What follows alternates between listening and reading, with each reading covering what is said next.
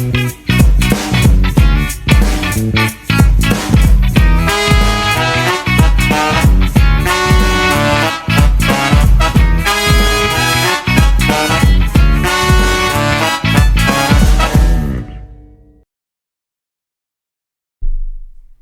live.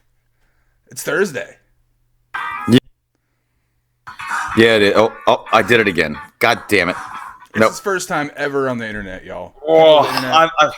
I've been rushing around nonstop. You play the thing, and you play the intro. I didn't have it open before. I know. Amateur. Yep, that's me. People of the internet, it's Thirsty Thursday. I'm Mike. I'm Brendon. Welcome. So I made it. You're here. Yes, I'm here. We're starting at 9:30 tonight. Do you want to tell? That's my fault. That's my fault. I was at the Champions Cup, FC Cincinnati taking on Monterrey in the round of 16. Hold on. Soccer just started. Yes. There's a cup already? Yep. And then there'll be another one in the summer. This one is Champions Cup. Champions Cup takes the best teams from the previous year, like the Supporters Shield winners, which we are, the MLS Cup winners, with some shitty people, the next best, the Western Conference winner, the Eastern Conference winner. Then you've got Canadian teams. It's CONCACAF, which is the Confederation. Where's Canadian soccer rank as far as soccers go? The men's team has gotten really good. Women's team, they're both good. They're still just behind you, but they're catching up. They've got some good players. Okay. So yeah, we had a tough 1-0 loss to the number 1 ranked team in all of CONCACAF. So that's the least interesting thing to me about you going there. What's the most interesting? What happened? You know what the most interesting thing about you going to soccer is for me. Are you talking about the fucking nachos? What's more interesting than the nachos? Show them the bowl. Show them the nachos. People of the internet. The nachos come in their very own bowl. Piled. It's I got chips. Then I got some meat. And then she was like, it was like a Subway. What else would you like? Give me some of them jalapeno. Give me some other salsa. Some of that, and she's like, "It'll be $42.50." No, I'm just kidding. It wasn't that bad. Sporting events are the only place you could pay that much for nachos and not feel like that's not supposed to happen. B, sporting events are the only place I'm comfortable walking around with a plastic toy helmet in public. Yeah. That feels weird anywhere else other than. Oh, I wear masks and stuff all the time. I'm covered in stuff. I got a new scarf we added to the collection tonight. My friends in the Vanguard gave me this one here for the Vanguard.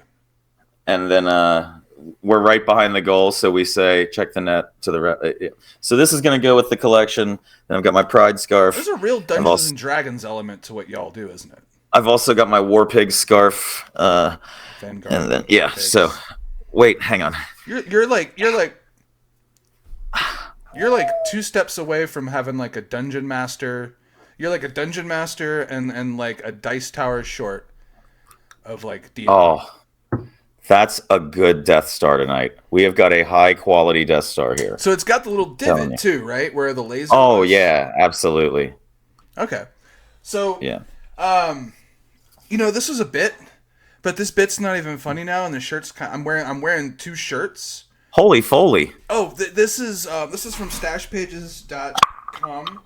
This is one of my ridiculous wrestling buys. I have this bad habit of I see wrestling shirts that I'm only going to wear like once. And this is one of them. The cool part is, though, on the back. Oh, Terry Funk. Nice. The Funkster. Is organic. But he's got big nipples, like really big nipples on the back of this shirt. You got back nipples on your shirt. That's the thing. On the back of my shirt, there's just like a pair of man titties. Man. You would be popular in Prittner. I was gonna say, but this is a little warm, so I'm gonna let you tell the people what you're drinking, and I'm gonna figure something out. Okay, cool. I'm drinking. Well, I have an ice ball, so that tells you if I have my rocks, that means I've got tequila, because that way I'm not gonna water it down. If I have my ice ball, we're drinking something in the whiskey family. Tonight we're going back to some Glenfiddich bourbon in my FCC 2020 glass. and that's what we'll be starting with. Unfortunately, I do have these looming ominously. We have 2 bottles left of the mystery wrapped aluminum foil bottles of last week was enchilada. No, what was last week's? Last week. Butter. Oh, I liked last week. Last week was butter. Butter. And it tasted like butter popcorn. Yeah. It was actually pretty good. So yeah, I got 2 left, and stay tuned for that later on because those are probably not going to be great. One of them still looks like it has boogers on it.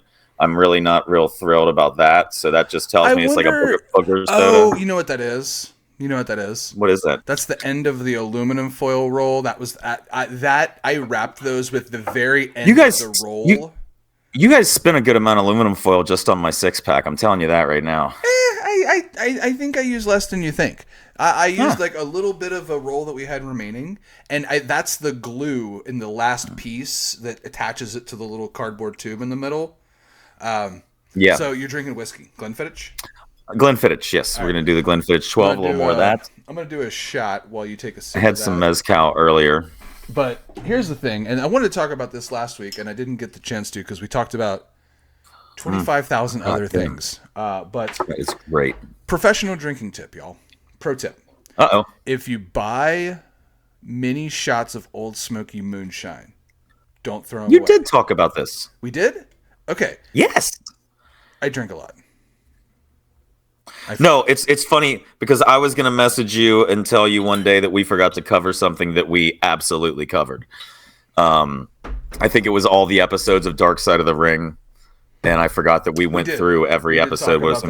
Last week or 2 weeks. And you know what? We're not going to talk about Dark Side this week, or at least I'm not. You know why? Because they're not putting them on fucking Hulu. They're putting them on Vice subscription for next day and shit like that. You saw everything that went down with Vice TV, where they kind of let a bunch of people go, downsized what they were doing, like they're as a brand. Yeah, so brilliant marketing technique. Let's make this less accessible to people. Perfect. They can't afford to make it as accessible as it was anymore. We won't put it on Hulu with the other 4 fucking things. If you're not generating any revenue, if you're not generating any ratings, if you can't generate advertising dollars, the wrestling shows were all they had left.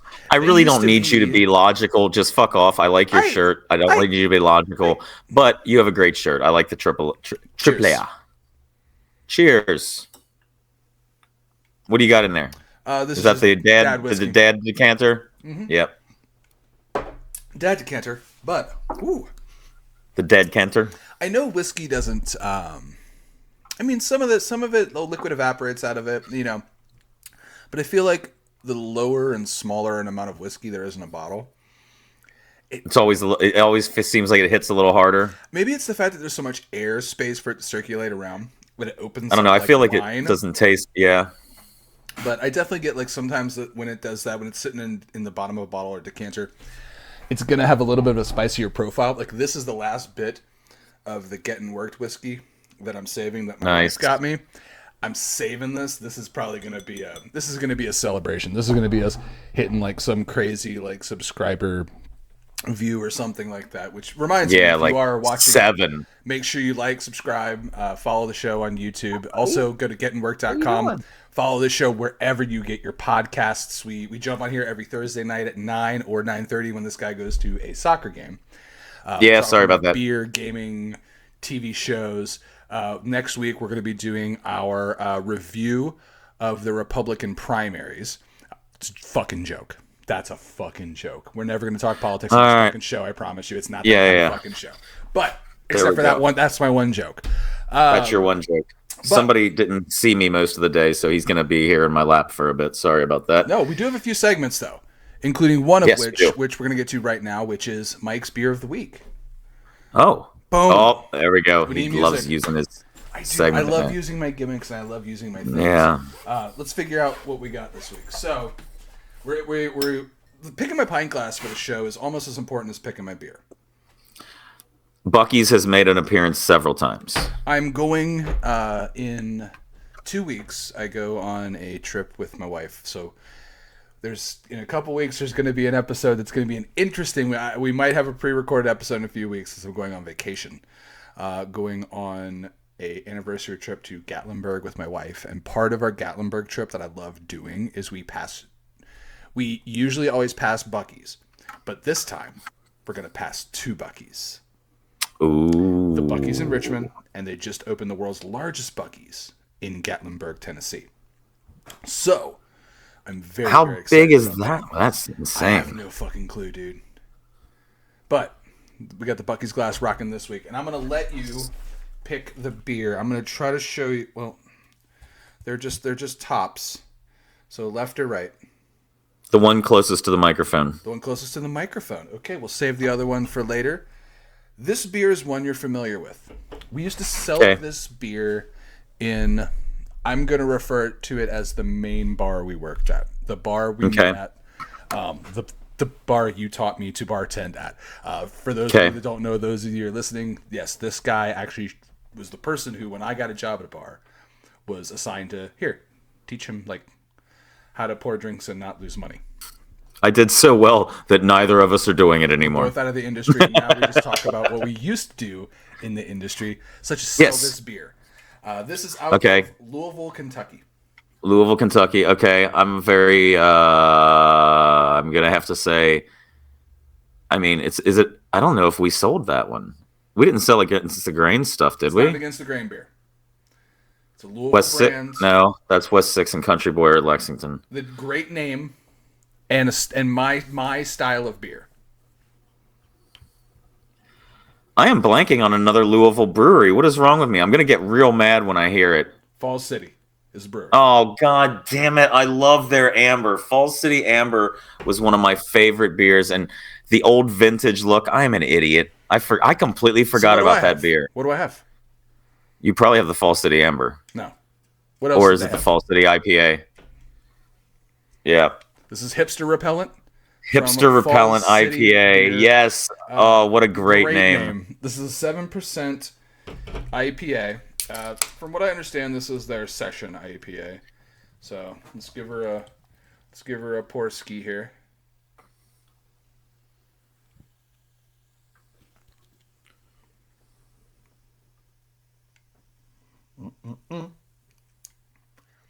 People on the internet probably lose their mind. I haven't had that. I haven't had that since we had it on tap at the brewery.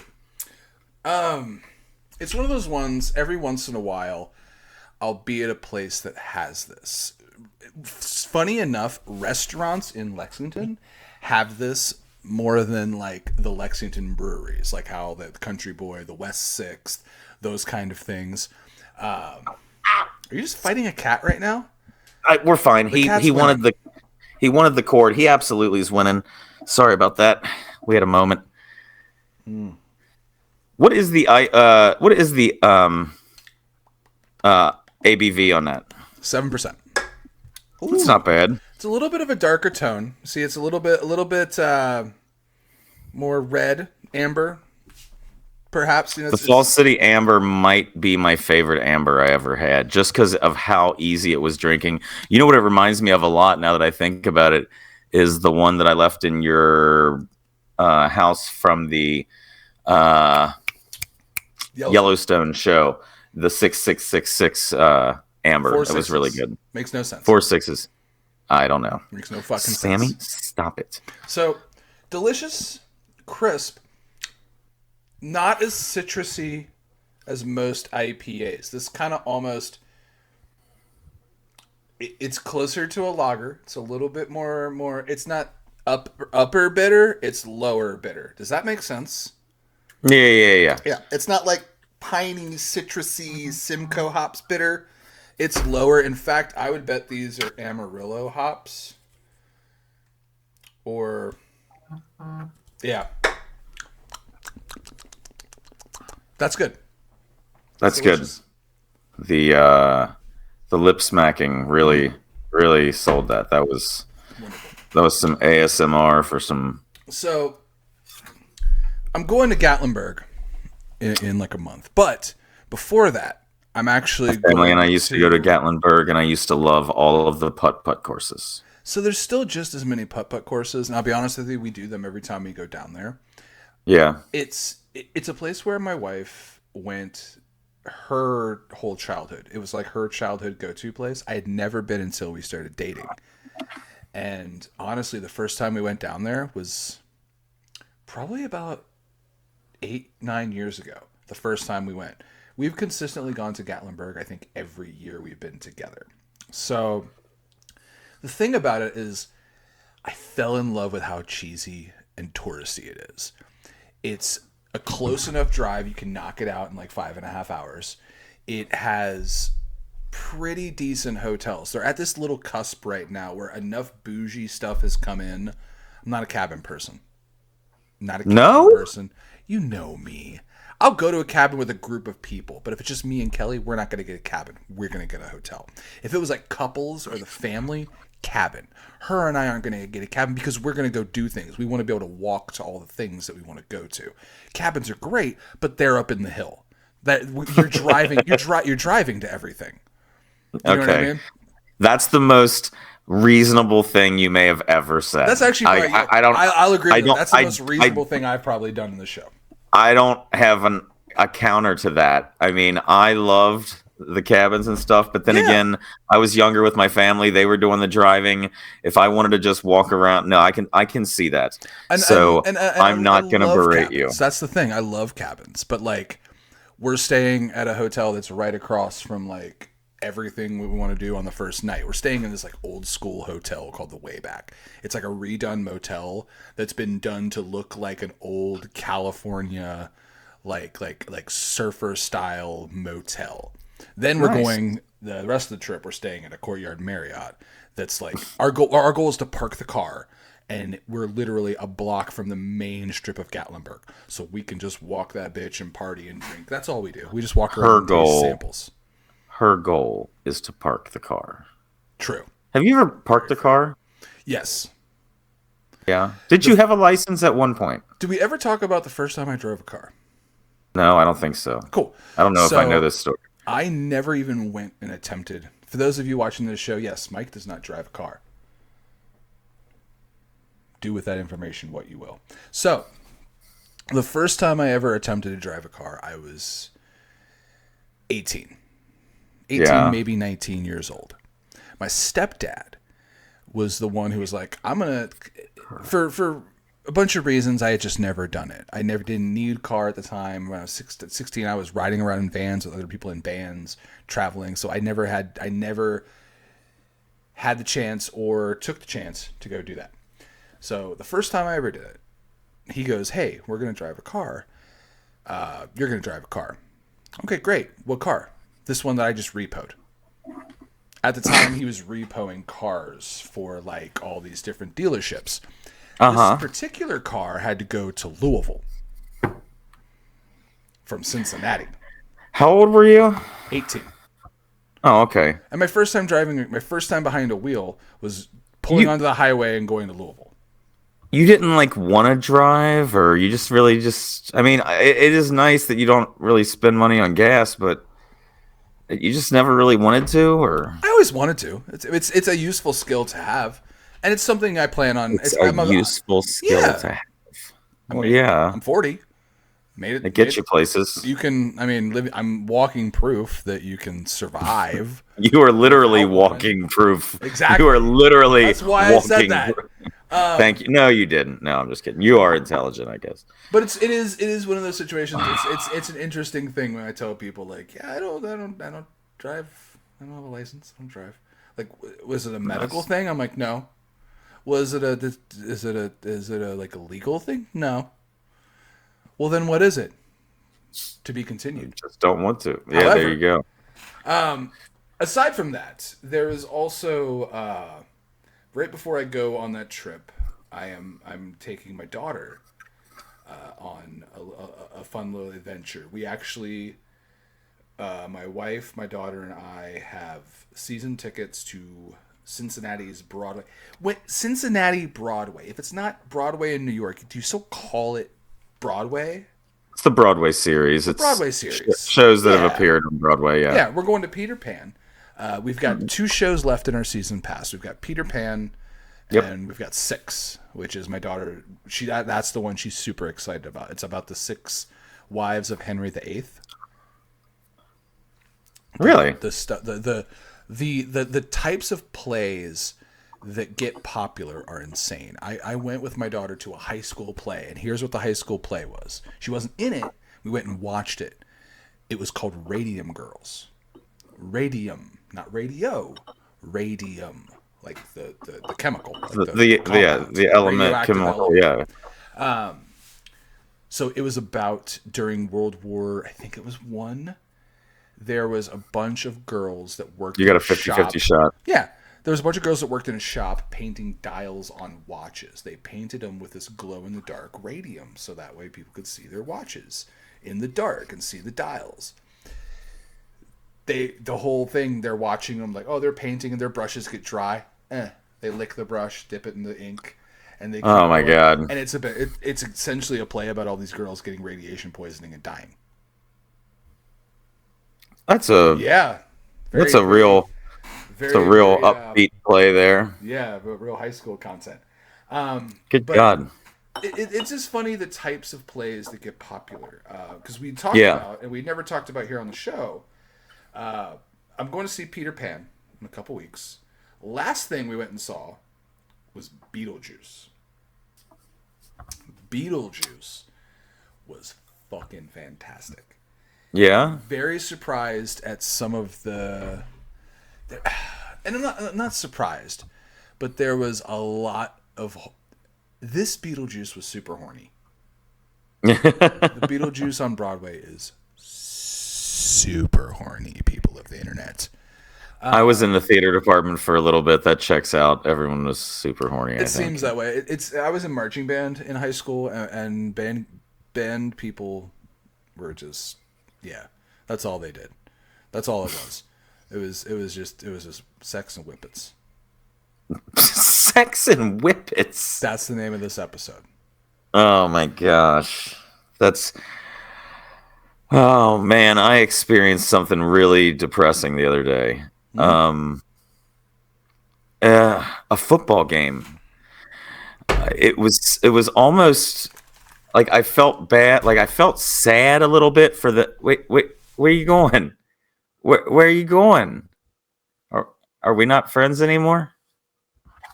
I screenshotted the stats. Mike? Fine, let's talk about the fucking football game. You had this great idea. We should play a game again. And we figured out that we could play them. I was on my Xbox. You were on. Were we on PlayStation? PlayStation. PC. PS5. On PlayStation, PS5. Gotcha. Yeah, I have my sports games on my Xbox right now. I have my. Yeah, we'll talk about games later. I have my EA account, but on both systems. I just use my PlayStation more. Yeah. I'm looking. Go ahead. What was the score? What was the final score? Final score. What's the final score? We chose random teams. I was the Cowboys. You were the Raiders. Yeah. The Raiders scored 0 points. Mm-hmm. Cowboys scored 31. 31-0. You were 0 for 3 on fourth down conversion, 3 for 9 on third. The 8 interceptions were kind of rough. Yeah. 8 interceptions in one game. 8. The first 3 were all to the same guy. 8. Don't throw that deep ball over the middle to my safety. Aaron Rodgers played a better game than I did this season. Like, what the fuck? I mean, I threw 4 interceptions, but 12 interceptions I think I returned a couple across 2 players. Yeah, let's see. Completion percentage. Your completion percentage was 19. Mm-hmm. When you throw 8 interceptions, that's going to happen. You had a long of 52, though. My longest was only 27. So, got me. Great. I threw 1 ball for 50-something yards. I still threw, but one of the interceptions I didn't throw. I was going to put together. We were streaming that game. I was actually going to put together a highlight package of all of them, and I felt so bad afterwards that I just let the stream delete itself after 7 days so we can start fresh. There'll be no memory of it other than this conversation we're having right now. You were Mike Tyson and I was Jake Paul. Gosh, I hope. I can't believe that match is going to happen. But I'll tell you what, you watched the. I can't wait. you watch those videos of Mike Tyson training like people, his hook is still one of the fastest, most devastating hooks I've ever seen. Like, I want him to remove Jake Paul's head from his body. For those of you that don't, explain what's going on. So it was What's the announced date? today June. that Yeah. June 10th of no June or sorry July 20th, 2024. Jake Paul and Mike Tyson In the are Cowboys gonna have Stadium. a boxing match at Jerry World, the fucking Yeah. Cowboys Stadium. You know what else happened there? On Netflix. I won 31-0 in Cowboys. Sorry. Go ahead. Back to what you were saying. Jake Paul, and I don't know, they haven't been super clear whether this is going to be like celebrity fight mentality or to win. Like to win, to fight, to take the other human's head off. Does Mike Tell me Tyson operate is another way? He's not going to go in there for the fun of it. And Jake Paul is going to say something stupid by the time this comes around. He's going to do something stupid. Him and his brother are going to show up. They're going to make a scene, and Tyson's going to go back into Tyson mode, and it's going to be fucking crazy. I want to see Tyson. I mean, I might cheer for the ear bite to come back. Bring back that finisher. I've never been so eager to watch another man get brain damage. And it's nothing against Jake Paul. Logan Paul is one of the best wrestlers of 2023/2024. So I'm a Logan Paul guy when it comes to wrestling. I don't know enough. I know people hate Jake Paul. I know most of the people that fight Jake Paul want to hate Jake Paul. And I don't want to see Jake Paul get mauled because I have anything against Jake Paul. But this is Mike Tyson. I want to see Mike lose his shit. Like, I want to see this monster of a human just massacre people. Hold on. I'm going to turn your face inside out. And you can do that. You can talk like that, but when the man, hold on. People of the internet, watch. This man is 50. This man is 57 years old. This man is 57 years. Look at that. Dude, that Bob years old. I would just run. Like he's so powerful. He's terrifying. And he's been terrifying. And what's Bob checking in with Bob here. Bob says that Tyson has already said he's going to break him. So that's already positive in my book. If Tyson's a few months out wanting to break somebody, I'm already all for it because Jake Paul is going to do something stupid. This man threatened to eat people's children. Oh yeah, I forgot about that. Have we that was a great line. Mike Tyson threatening to eat a man's children. Yeah, that's a good point. Threatening to like enter a man on live television in front of everyone. Like he's not. A lot of modern fighters and MMA guys like Conor McGregor and the Shane Strickland guy and Colby Covington. And what's the guy with the colorful afro? Oh, Sean O'Malley? Yeah. They're characters. Even I love Patty Pimley or whatever. That dude's fantastic. Patty Pimblett. Oh, he's fantastic. Amazing. They're like he looks like an Owen Hart to me. And I'll tell you what, there's not many people I dislike the way I dislike Jake Paul, but there's one that I dislike more that I would love to see have his head removed by Mike Tyson, and that would be Nate Diaz. I don't know if you remember the Diaz brothers from UFC, Nick and Nate Diaz. To Conor McGregor a couple years ago. He did choke McGregor out. He was a Gracie Jiu-Jitsu guy, unfortunately, because I love the Gracies, but this SoCal punk, I hate him so much, but I'm not going to say too much because I don't know. I want all those people are characters. They're closer to wrestling. Mike Tyson's not a fucking character. Yes, no. He's got a. In The Hangover, he's was. Got the That's voice. about it. People can make fun of the voice all you want. That's literally the only thing you can do. He is a killer. He is a monster. I hope. Man, I hope we see some. I hate to say this. I hope we witness something super fucked up on live television. Like Am I'll I say a this, terrible person if the camera cuts because like Jake Paul's on the mat twitching? Am I terrible for saying that? I'll tell you what, though, just on this same subject, Netflix is making moves. Netflix just recently acquired the rights to Monday Night Raw, which is crazy. But then also to suddenly go into something like this, like Netflix has had some sports documentaries, but they've never, like Peacock does live sports. That's more my Premier League and stuff is. Hulu has live hockey and things like that that feature certain nights of the week. Yeah. Netflix really never ventured into sports, and it's a very interesting thing to see them. And more just with live television in general, because that's the thing they don't do. Everybody else does some kind of live destination event, like a reason to go there at a certain time.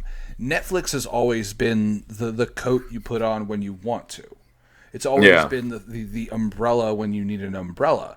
Never the thing that it's not your wristwatch, it's not your wedding ring, it's not the thing you always use. Like Hulu, when I turn my TV on, I'm probably either going to Hulu or YouTube.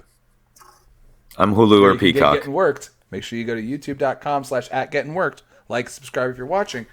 But I either go to Hulu or YouTube normally when I first turn my TV on. I'm not going to go to Netflix first. I feel like that's what they're trying to do. Between Raw, live boxing. I wouldn't be surprised if you start seeing like an award show or maybe like these other things. Like imagine like the Emmys are on Netflix now. Like you might as well take them off TV. Who gives a shit? I'm not an award show person. I'm just done with award shows. I've become an award show person in the last year because I've discovered a couple really cool things. Beef. Speaking of Netflix, the show Beef with Stephen Yeun, who was in The Walking Dead. It's got him in it. It's got... I'm going to look it up because I don't want to mispronounce or misspeak on the names. Bob is jumping in here to let us know that they apparently just did the SAG Awards on Netflix Live. So here we go. You're right in that realm. The SAG... Ali Wong. So Ali Wong and Steve Yeun are in the show Beef. Essentially, this is a He's ignoring you, Bob. He doesn't give a shit. Oh no, it's I'm just fucking with you. No, I'm just fucking with you. Content. But I think you would love Beef in particular. This show is right up your fucking alley. How do you know? It's a comedy drama. It's super serious, kind of dark.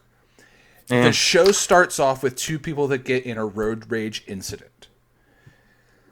This road rage incident consumes their entire lives. They go from living their individual lives, and this event turns them into monsters, and it consumes their entire life. It's funny, it's shocking, it's got a cliffhanger, it's got cliffhangers, it's got a reason that every episode makes you go, I gotta see what happens with the bop bop bop in the next episode. It's got a great cast, and it's got a unique voice. You would love it. See, here's the thing. I don't know what's up my alley. People think things are up my alley, and like, I gave Only Murders in the Building a chance, but I haven't gone back to it. Like, I don't know why. I love Steve Martin. I love Martin Short. Selena Gomez wasn't bad in there. Do you like mysteries? Yeah, I guess. That's not convincing. I mean, I used to read Encyclopedia Brown. That was my favorite book. Don't you fucking tell me I don't like mysteries. I love a good mystery. Who's Encyclopedia You remember that Brown? in school? The little kid, it was all detective stories. No. I wasn't allowed to go past highlights. Oh my god. Goofus and Gallant. Oh, Ooh, God. You ever had to circle the goldfish? Circle the goldfish? You get to find the 3 goldfish. That sounds like a dirty sex move or something. No, they kept we were circling the goldfish. No, like they gave us like a euphemism. We had to use pencils, so they could just keep erasing the circles, and we kept using the same goldfish picture over and over. I went to a public school. I'm worried about you. So what else have you been watching? Ooh, we both watched one. What have I been watching? Oh yes. Are we talking about Revolution or are we talking about The Masked Singer? Well, we can talk about The Masked Singer first because I think I have a shorter opinion of The Masked Singer. I have a real short opinion too. Go ahead. The first episode was a blow off.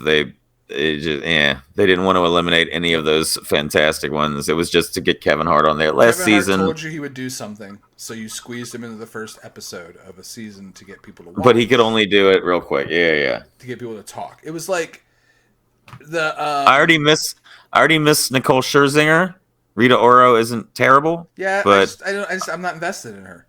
Like I watched Nicole Scherzinger for like 10 seasons of that show where like exactly. I'm like, who are you? I'm sure this is probably how it felt when I didn't watch American Idol, but the people that watched American Idol, it's probably what it felt like when that panel started changing, like the original people. So I this happens in TV, but it just it just it doesn't click the same for me. No, we'll see next week if they start going back to normal and shit like that. So. That's about that. Then I did watch Dynamite, and then I did watch Revolution. We both watched AEW Revolution, and I think we talked about talking about wrestling in a new way. We don't want to. We're not that podcast. We're not going to detail every kick and move and angle and backstage. Go listen to don't every other wrestling podcast. Yeah, don't listen to Dave Meltzer. Don't ever listen to Dave Meltzer. Don't do it. Don't follow the man. Don't subscribe to the man. He's a fucking con. Fucking con artist. Ow! Shit about shit. I don't know who gave him authority. Fuck you, Dave. I hit my knee. He'll never see this, but fuck Dave Meltzer. But that being said, it's an aggressive show. We talked about doing wrestling in a faster method. I think we're gonna work on a new segment called Rapid Fire Wrestling. We're going to run this show we're just going to fire through. Match by match and give our quick thoughts on each match of the show. Do you want to start with the main event or do you want to start at the opener? Let's see what's happening. What's happening? What's happening? Are you changing jerseys? He's changing jerseys, people of the internet.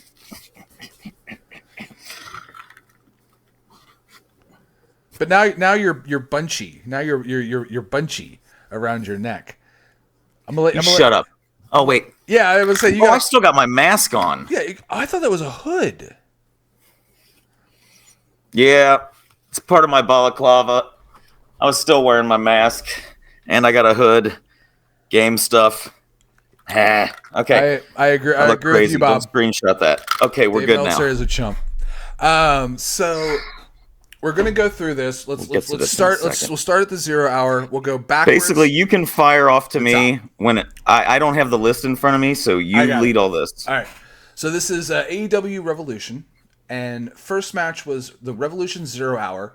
Switchblade Jay White and the Guns and the Acclaimed and Daddy Ass versus Jeff Jarrett, Jay White, Willie Mack, Satnam Singh, and Private Party. Here's my fast review. Didn't watch it. Didn't give a fuck. Didn't watch it.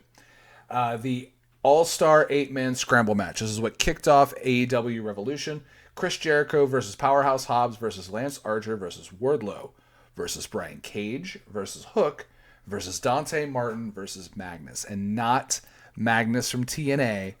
Hechichero's partner from CMLL who won the match on the previous week's Dynamite. 8-man All-Star Scramble match. What you think? It's all right. Yep. Wardlow, they already fucked Wardlow up. I don't know why they're doing the exact same thing they did with him before. Again, we'll see what happens. Adam Cole instead of MJF. Lame. Match 3, FTR versus Jon Moxley and Claudio Castagnoli.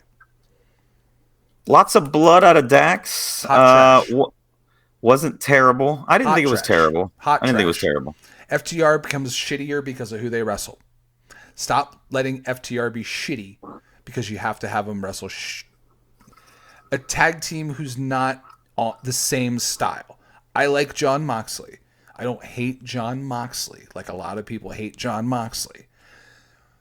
But Jon Moxley and Claudio Castagnoli versus FTR isn't a match I want to see. I don't care about that.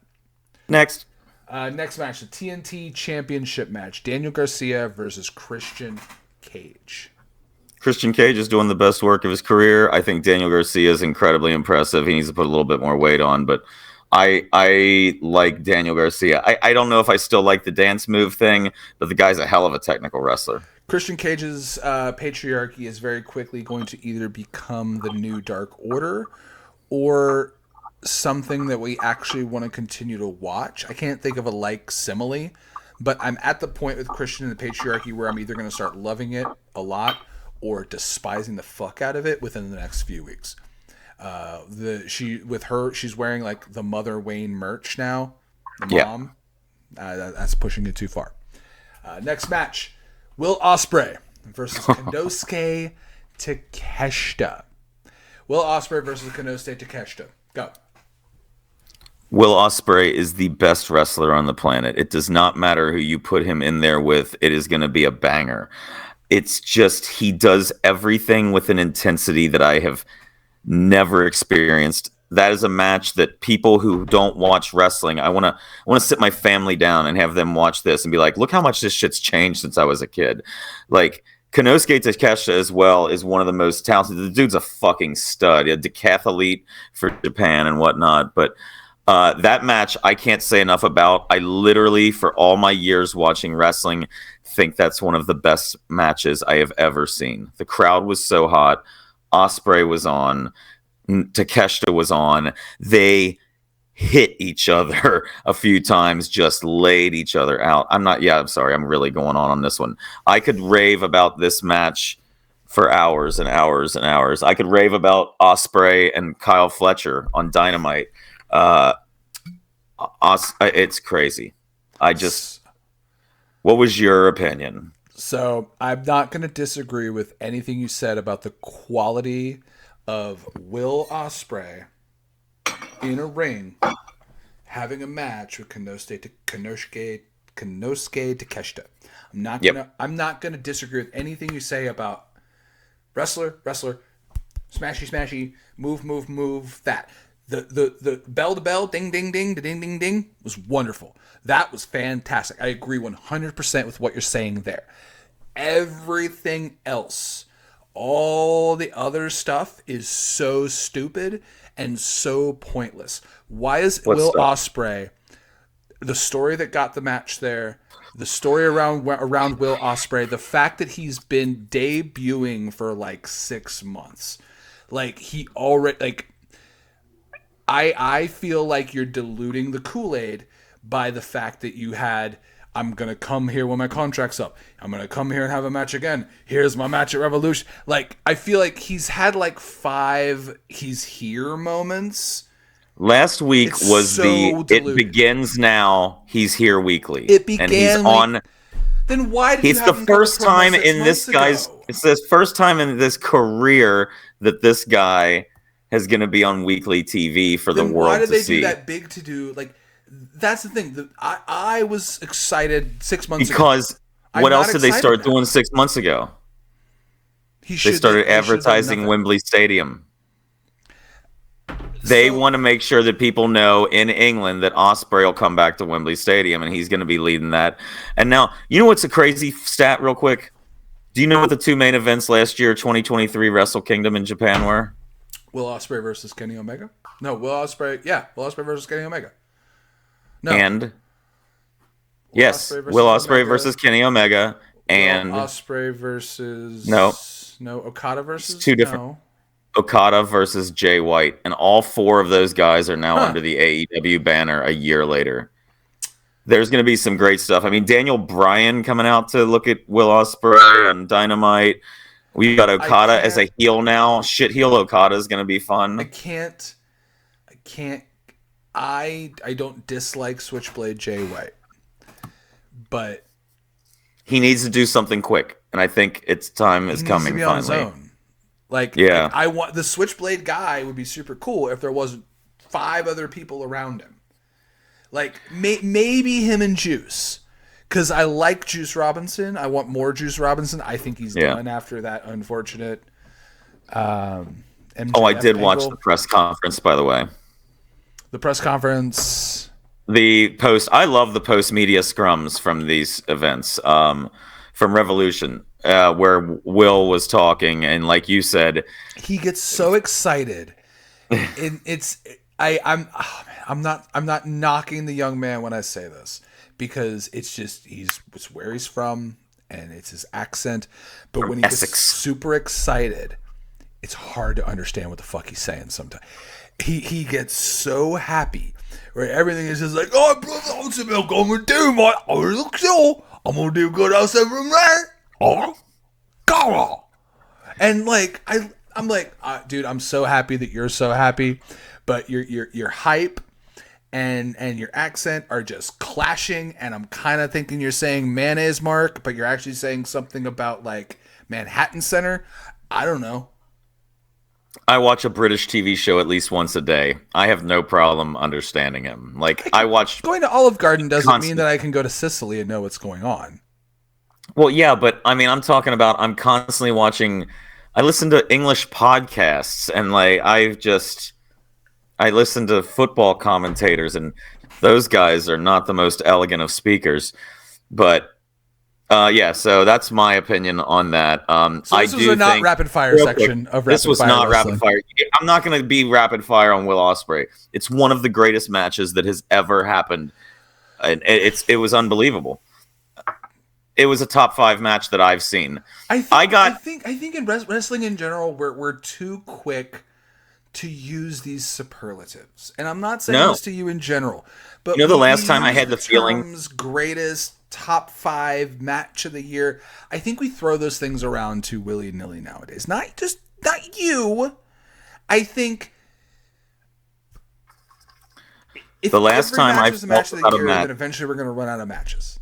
No, the last time I felt about a match the way... What did you do, asshole? Knock my keys off the counter. The last time I felt about a match the way I did about this was when I saw Rob Van Dam versus Lance Storm at Guilty as Charged. And we're talking about in the 90s. Like, it was in the middle of that match, before it was over, I knew that I was seeing one of the greatest things I've ever seen. And I knew that it was completely different than everything else that everybody was doing. And both of those guys were 100% believing in every fucking thing they did. And they also apparently came to an agreement that, hey, I'm going to lay you the fuck out a few times. Because they went at it. I mean, did you also, in the last, I don't know, did you watch Dynamite yet? Yes. The hidden blade that Kyle Fletcher took to the face last night. I did watch that match. When it got to Will Ospreay, Kyle Fletcher, I watched the entrances, and I said, yep, I've seen enough. You didn't watch that match? It's another great fucking match. I'm okay on Kyle Fletcher. Like, I'm sorry, I ain't seen it yet. You could put Will Ospreay in there with a mop. He annoyed the crap out of me when he was with the big mustache guy. I hated it. They're coming back. I hate it. Oh well, then I'm gonna watch less. I'm gonna watch Why? less. You don't like Aussie Open? I don't like Aussie Open. I don't like the. Since when? I never liked Aussie Open. I like for United Empire. I like Will Ospreay and Jeff Cobb. That's it. I don't even know you anymore. So anyway, the thing with Callis is going to end basically when Davis comes back from injury. I think United Empire breaks off and you get the Callis family against United Empire. Continue. So next match, we've got Continental Crown Championship match, Eddie Kingston versus Bryan Danielson. They beat the shit out of each other. That's all I can really say about that. I like Eddie Kingston matches, even though they're just tributes to all Japan matches. Cool. I'm here for it. Yep. I'll watch Eddie Kingston. Next match, the AEW Women's World... Oh, no. The AEW International Championship match, Orange Cassidy versus Roderick Strong, in which Roderick Strong took the belt off of Orange Cassidy. I'm glad Roddy got it. Same. That's about where I stand. Yep. I'm not an Orange Cassidy fan. More Roderick Strong is okay with me. Put a belt on him. Orange had a good run. Actually, for the way I used to feel about him, he's improved the way I feel about him over. Like, he's actually really put on some good matches. He got rid of the character where he got rid of like the I don't do as much. Like I don't ever notice the he more makes fun of the slow kicks now. Like, he'll do it like twice and then kick for real. Okay, I get that. You're starting to shed off the cartoon character. Okay, right on. But also Roderick Strong should have won, in which he did. AEW Women's World Championship match, Deonna Purrazzo versus Timeless Toni Storm. Another person who's doing the best work of their career, Toni Storm. Eventually, she does need to revert back. I don't know how long it can go. I've never really watched much Deonna Purrazzo, but she's impressive. I think AEW. It's nice seeing she's a female Dean Malenko, I feel like. Yeah, I feel like AEW could let go of a lot of people on their roster. I feel like AEW could let go of a lot of the women on their roster. These two would not be ones I would let go. No, I think you could save some money by taking your roster down. These need to be two of the cores of your women's division. Before we get into the next section, we got a surprise this week. You didn't even know about this surprise, Brendon. I've got a second beer of the week. Should I unfoil one of these bottles? I'll pour this, and then you can go ahead and unfold this, because this is an interesting beer. This is, and I'm going to ask you, because you might know. If I said, I'm going to go with the booger bottle. There you go. If I said, hey, I'm going to drink a beer with some peanut butter in it, what's the beer you think I got in my hand? It's not what I think is one of the best ones ever, because that brewery is no longer around, which I would say would be the peanut butter porter. From Listerman? Yeah, Listerman's, what was it, Nutcase? Nutcase? Was it Nutcase? A beer with peanut butter in it. I don't know. Nationwide available. Dewclaw. There's their Sweet Baby Jesus, which is their peanut butter porter. Yes. I have Sweet Baby Java, the espresso bean infused chocolate peanut butter porter. I wouldn't like that. I'm not a big coffee guy, not a big espresso guy. I put my finger in the sticky booger. So I'm going to pour this. You're going to pour, as soon as I pour this, we're going to go ahead and drink Brendon's weird soda. I'm going to need a shot to go with it. I don't see anything so far. I'll let you guys look first. Oh, this is the one I don't know what it is.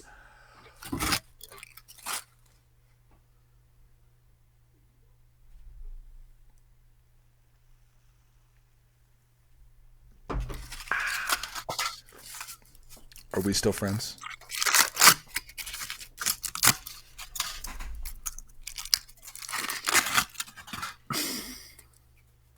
I mean, there's no way this is gonna be good. Barf Soda, that's not even a fucking flavor. Butter was a flavor. Enchilada was a flavor. What did I give you? Not fucking Barf. I didn't give you earwax soda. I didn't give you little bit of little dingleberry on the butt cheek soda. Like, what the fuck is going on right now? This is the one. This is the one. Let's have a booger colada. What the fuck is wrong with you? Bob going ham in the chat, man. This is fuck off, Bob. This is Christmas, man. This is barf flavored soda. This is Where's my goddamn bottle opener? And here's the thing. Here's what I'm wondering. And Where's the bottle opener? Here's what I don't know. Is it going to be an attempt to make a soda taste like barf? Oh, dude, it's cloudy. Why are there specks of shit in there? It says it's chunky. It's supposed to be chunky. Great chunky flavor? What the fuck? I didn't even see that. Yeah. So here's the thing. I don't know. Oh my god, dude.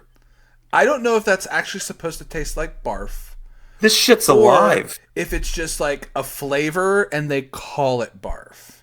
It could be like strawberry lemonade and they just go, "Oh, it's barf." I don't know. Oh, you think this is going to be strawberry lemonade? You think it's going to... You're a fucking asshole. That's what I'm going to tell you. You want to get a bottle opener. Barf. God damn it. People of the internet, we've got barf soda. Flavored soda. Here's a great thing for a podcast about alcohol. Why don't you drink something that tastes like what happens when you spit it up?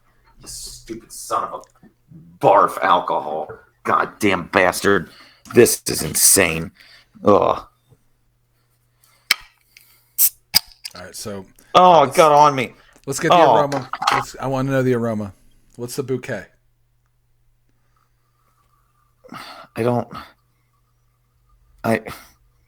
I'm confused. What do you mean? It doesn't smell terrible, but it doesn't smell like something I should be drinking. Need to pour a shot first? You do a shot first? Let's do a shot first. I don't know if I want to do a shot. I don't know. We'll do one together. This is how we'll close the show out tonight. I'm about to make a new bottle of barf soda if this goes wrong.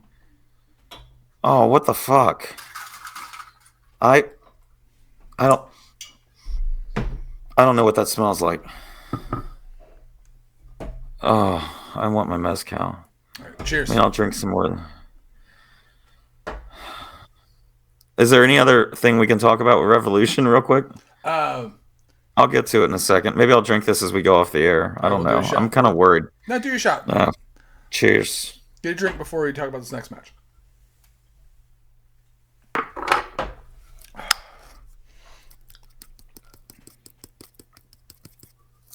Are you using worm salt for the barf soda? I was using worm salt for my mezcal.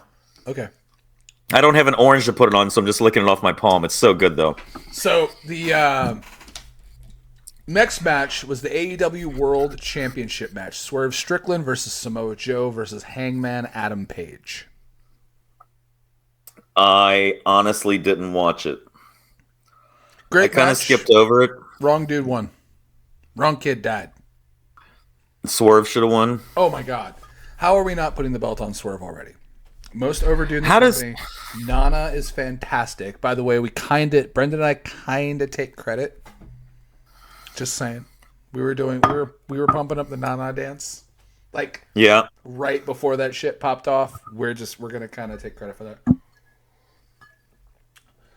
But wrong kid died. I think Swerve Strickland should have won. And final match. Sting and Darby Allin in Sting's final match against Matthew and Nicholas Jackson, the Young Bucks. First off, what did you think of Sting's entrance? Before we talk about the match, what did you think of Sting's entrance and how they handled Sting? Aside from the ending of the match, we'll talk about the ending. How do you think the presentation of Sting's final match was?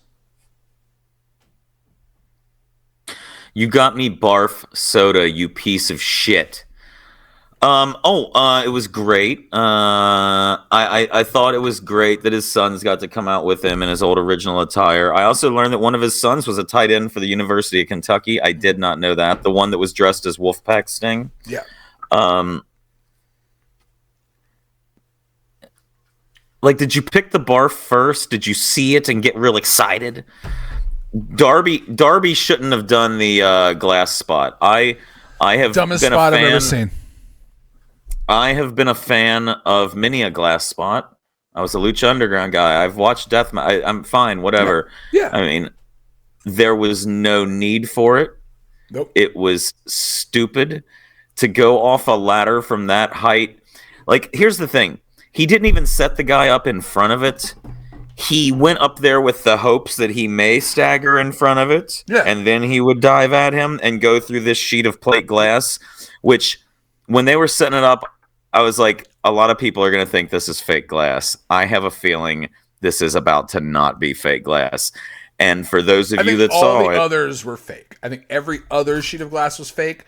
The one Darby went through, I think, was real. Darby jumped from the top of a ladder inside a ring and did a front flip onto 6 chairs with a sheet of plate glass on top of them. And later this month, when he's he going to hit, climb Mount Everest, and he does not think he's going to come back. His entire back started bleeding almost immediately. The little just dots of blood, like, I'm amazed that he only got 15 stitches because I'm amazed they still pay him. I'm amazed he's alive. It's absolutely insane. So, I mean, I like Darby to a point until I'm in these moments where I'm going, dude, you're going to kill yourself. You've got some actual raw talent for one of the smallest guys ever. Like, people pull for you. You might have the most terrifying suicide dive I've ever seen because I think you're trying to commit suicide. But the jump off the ladder through the plate glass was the most... shower door glass, apparently. Because that's what that was. It makes sense because there was that unique waviness to it. It almost was like... Sting broke one for no reason. I think it was to show that it breaks. It was a show. I think his son was supposed to take glass. I think he knew there was only X amount of panes of glass. there was probably a moment where one of his kids was probably going to get... Because his kids never got hurt. Did you notice that? Usually in those kind of matches, the people helping the legend usually get beat up a little bit, get run off. They kind of just disappeared from camera. Was the plan for one of them to go through one of those plates of glass, even if it was sugar glass? And did Sting... Because it kind of looked like Sting looked at the glass, picked up his bat, and just went, nope, bam. There was no motion, there was no move, there was nothing. There was a different. I think it was a real piece of glass that he broke first too, because there's a different pop to that glass. There's not that. Yeah. I don't know. There is a deep explosion. The one that Sting went through was sugar glass. The one that was in the ring in the corner, that was sugar glass. It broke way too easy because it sprayed all over the front row. Yeah. Better be fucking sugar glass. But I think that's also why Darby's was there, because Darby's was kind of contained because it went downward. You know what I mean? He hit the glass on the ladder, so it all kind of broke downward instead of up into the... Even though some went into the crowd, it kind of didn't break into the crowd. So altogether, Darby Allin and Encino Valley Girl Birthplace. What does that even mean on this lid? Oh, Rocket Pop. That's the soda company that came from. So people on the internet, we both thought that AEW Revolution was mediocre. No, it was good. It was one of the best shows. Mediocre. Thank you, Will Ospreay. I keep hearing people say one of the best shows, AEW shows of all time. You're going to tell me that Ospreay and Takeshita isn't the best match of the year so far and going to be really hard for any other match to beat? I don't know if it's match. I don't know. No, if it's match no of the two year guys in 2024. WWE are going to pull that match off. I don't know if it's that, but I think All In at Wembley was a better show than this. It was a good show. Was it the best AEW show? I personally don't think so. I think when Moxley won the title was a better show than this, because that was him pretty much solidifying himself as the top guy, and that was fucking 3 years ago. You picked the Barf first, didn't you? No, I didn't actually. I think the first thing I picked was the soda you haven't opened yet. This was number 3. People of the internet, make sure you guys subscribe wherever you get your podcasts. Make sure you leave a comment, and make sure you guys pray for Brendon. Brendon, it's time.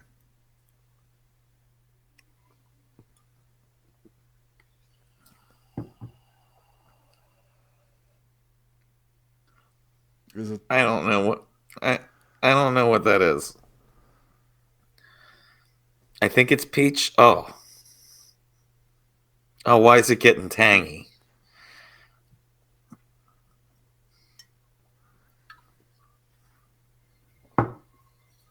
Oh. No? Oh. Does it taste like barf? Oh, I don't know. It tastes like... I don't like it. I don't know what it is. I've never experienced this flavor of my... I can't... Oh, it's sweet, but not in a good way. Oh. Yeah, breathe. Breathe. Breathe. I'm gonna... Oh. Oh, no. One more... You gotta get one more swig for the people. Barf Soda. People of the internet, we're going out. Thirsty Thursday getting... Yo, he's getting it! Oh, he's doing it! Thirsty Thursday gettingwork.com. Brendon's drinking Barf Soda. Get him, boy! We'll see y'all next week. I'm Mike. Fuck off. He's Brendon. I hate you. He hates me. I fucking hate him. We'll see you next week. I'm glad you lost 31-0. You deserved it. Let's play again. Oh.